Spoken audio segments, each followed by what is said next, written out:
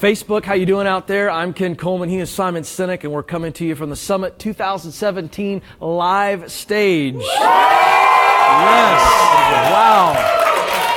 Yeah. And I got to brag on some of our amazing attendees. They're a great organization. I think it's the best coffee in America. Dutch Bros are here. Those are a large portion of the people that are just going nuts. Started in the Northwest, the great state of Oregon, and a great organization. So Simon just came off the big stage, 1,500 plus leaders, and did something really fun. You gave a bit of a talk, but then you said, all right, free for all. Ask any question that you want, and that was really fun. Before I get into some of my questions, why do you do that? It's fun for me because I get to think. Yeah. You know, when I give a talk that I've given a bunch of times, you know, I know what I'm going to say, and it becomes it's hard to be present when you do it so much. Right. And so, plus I want to learn too. I don't want to just show up to give. I also want to learn. And so, there's nothing more exhilarating than being asked a question I've never been asked and being asked a difficult question, because then I get to actually think and I get to learn. So I try and do it as often as possible. Yeah, it was really fun. All right, so I've had you on our Entre Leadership podcast a couple times, and the last time you were on, I said, what are you working on? What are you excited about? And you said, well, just wrapped a book, Better Together. I'm really excited about it. You kind of gave us a summary. Since that time, it's come out. And so I want to spend a little bit of our time just asking you to describe to our Facebook audience, what is that book if they've not heard about it? It made bestseller status, but what is the book and why? Why that title? Together is Better. I'm sorry. That's okay. I butchered it. Sorry, it's been a long day. It's okay. It's fine. That's fine. Together is Better it's a sweet little book. I absolutely love it. I produced this book to be a gift. You know, I realized in my own career that I didn't get here alone. Like I'm a bit player in all the people in my life, some of whom I know and some of whom I don't. People who took risks on me, people who took bets on me, people who recommended me, people who told their friends about maybe some of my work, that has given my work a voice. And so it was a little thing that I put together to say thank you. It's a little recognition that it together really is better. And I wanted it to be a gift for other people as well. So the very first page in the book says to and from.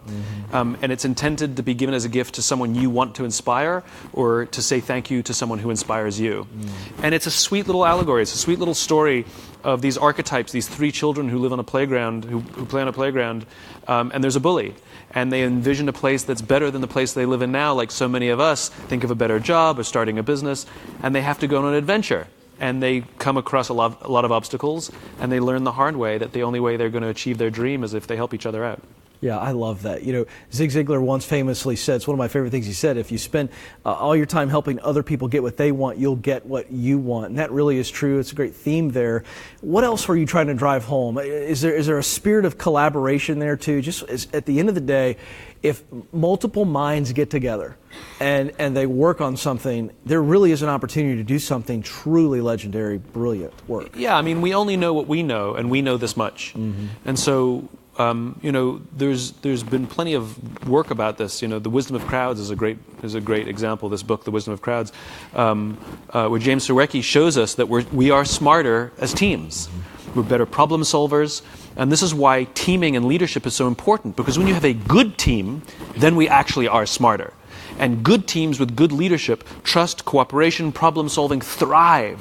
When you have poor leadership and you have a dysfunctional team, cynicism, paranoia, mistrust, and self-interest prevail, which ultimately makes us dumber, you know?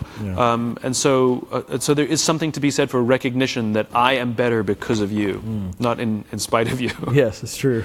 Now, you said something today that I love. Now, I'm a history geek, so for those of you who don't love history as much as me, there's a qualifier. But you said something in your question and answer time. You talked about the Declaration of Independence. I don't want to paraphrase, but I want to set you up to talk about why you said this document is so amazing, and it wasn't just a patriotic statement. What were you teaching there? So people are always talking about visions and missions and all of this stuff. When people ask me, like, what example should I look to? Like, what company should I? I'm like, here's an organization with a vision, a cause. It was founded with a cause. It's an entrepreneurial venture.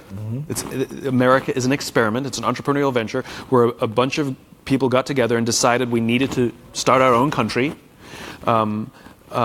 because there were certain obstacles that were getting in the way of a vision that we had of a better kind of country, better kind of company, right? And they stated it right out of the beginning. All men are created equal, endowed with these unalienable rights, amongst which include life, liberty, and the pursuit of happiness. And it's not just a competitive statement, like to be the best, to be the most respected. That's not what it was. And I'm amazed how many companies start their visions or missions with that terribly egocentric language. Right. It was an ideal. And the amazing thing is we've been good at it and bad at it in our history, but it's endured for 240 plus years because we fundamentally believe that we are at our best when we're pursuing that. But it is an ideal. We will never actually achieve all people are equal, but we will die trying. And that's the point. And it's the same for a company, which is true vision inside a company, is something that has nothing to do with your product. It is an ideal to which you will attempt to build and advance that ideal through your company with your product. You'll never achieve the ideal, but you'll die trying. And this is what gives our work meaning. This is what gives our lives purpose, right? The difference between vision and a goal is the finish line. A goal is 26.2 miles. You can simply count the metrics and know when you've completed your goal. A vision is having a crystal clear sense of what the finish line looks like, but no idea of how far away it is. Wow. And the reality is you will spend your entire life never actually crossing the finish line, but the joy that every marathon you complete, you feel like you're getting closer. Every milestone that you accomplish makes you feel like you're getting closer and closer to the ideal, and this is what gives our life and our work meaning.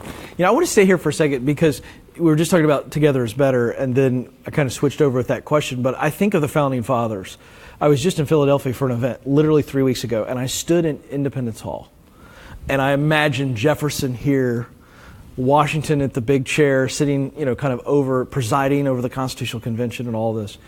And you had all these men, James Madison, brilliant minds, in this one room. And you probably know this, but it was a long process that led to the Declaration of Independence and then the first Constitution and then the Bill of Rights and all that. And there's something, too, when something matters that big and it's stood the test of time, there was a bunch of different opinions and men coming together to somehow agree on a loose document that really has stood the test of time. Well, I think that the brilliant thing about the history is just what you're saying, which it wasn't all roses. No. And some of those folks hated each other. Oh. I mean, Jefferson and Hamilton hated each other. That's right.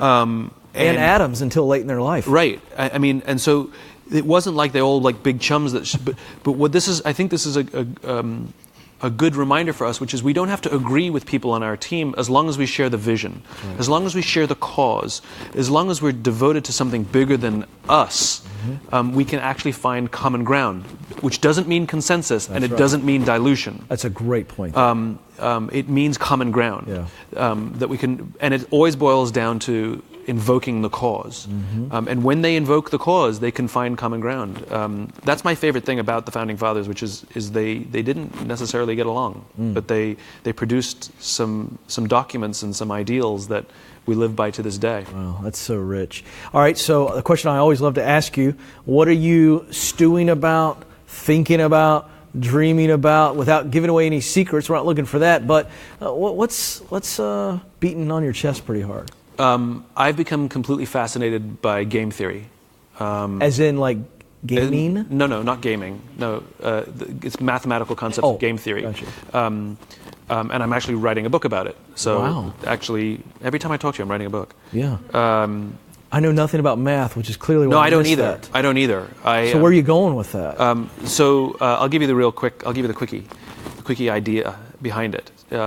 The book's called The Infinite Game, but this is what it's about. So in game theory, there's two types of games. There's finite games and there's infinite games. Okay.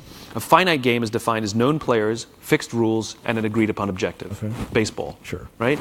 We agree what the rules are. We all agree whoever has more runs at the end of the game is the winner, and we all go home. Right? Then you have an infinite game. An infinite game is defined as known and unknown players. The rules are changeable, and the objective is to keep the game in play, to perpetuate the game. When you pit a finite player versus a finite player, the system is stable. Baseball is stable. When you pit an infinite player versus an infinite player, the system is also stable. The Cold War was stable because we cannot have a winner or a loser, right? The game just has to keep going. And because there are no winners or losers in an infinite game, what ends up happening is players drop out when they run out of the will or the resources to play. Problems arise when you pit a finite player versus an infinite player, because a finite player is playing to win and an infinite player is playing to stay in the game. So think about business.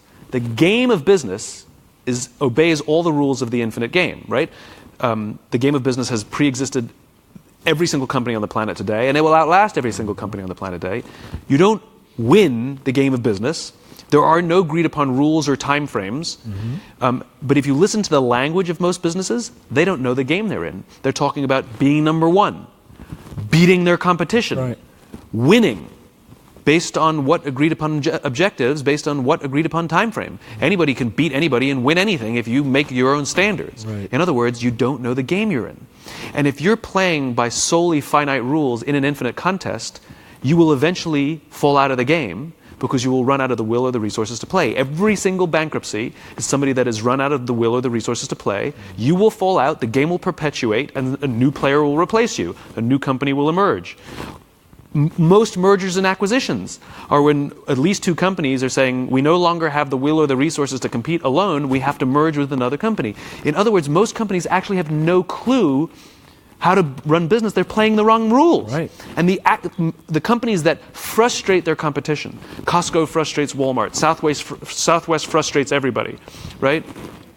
They're accidentally playing the infinite game, because they're not playing for a year or 2 years, they're playing for 50 and 100. And that's how they make decisions, and that's how they set their strategies. Infinite players aren't playing to beat their competitions. Infinite players are competing against themselves. Wow. Is that not phenomenal? That's the next bestseller. There it is, a summary from Simon Sinek, a dear friend of us. He did a wonderful job here on the Summit stage. Hey, thanks for being with us. My pleasure. Here. Thanks for having me. All right, folks, thank you for tuning in. And as I've been telling you, we're going to continue to bring you great content from our Facebook Live stage. Thank you so much for being with us. Stay tuned here on Facebook. More stuff coming your way.